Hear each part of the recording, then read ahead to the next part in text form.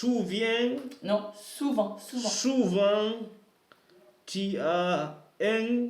Ils n'ont qu'une seule chose en tête, apprendre le français. Marocains, azéris, afghans ou daguestanais, la plupart de ces élèves sont demandeurs d'asile. Ils viennent ici 3 fois par semaine suivre des cours adaptés à leur niveau. Il y a 2 ans, Kayale ne parlait pas un mot de français. Avant, je ne parlais pas rien. Et maintenant, un peu ça y est. Si je viens ici pour tous les lundis, et mardi et jeudi. Parce que si je ne parle pas français, ça va être difficile pour moi pour rendez-vous, pour faire une chose. Pour ça que je viens pour apprendre.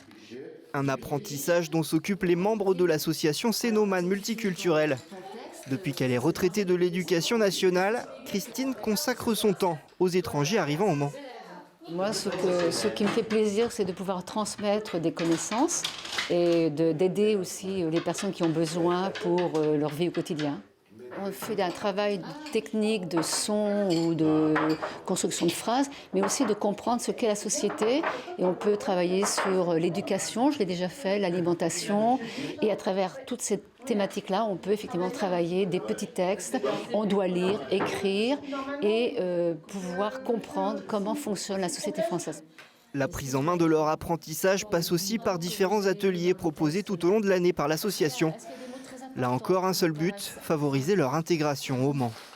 En plus des cours de français, ils ont la possibilité d'accéder à d'autres ateliers, comme l'atelier cuisine, couture, faire des sorties à des spectacles, des choses comme ça. C'est aussi l'apprentissage du français autrement et aussi les intégrer au niveau de la vie sociétale, quoi. L'association Cénomane Multiculturelle prend actuellement en charge une vingtaine d'étrangers dans leur apprentissage du français. De quoi leur permettre d'acquérir les outils d'une vie autonome. Est-ce que tu peux me lire ce mot-là ?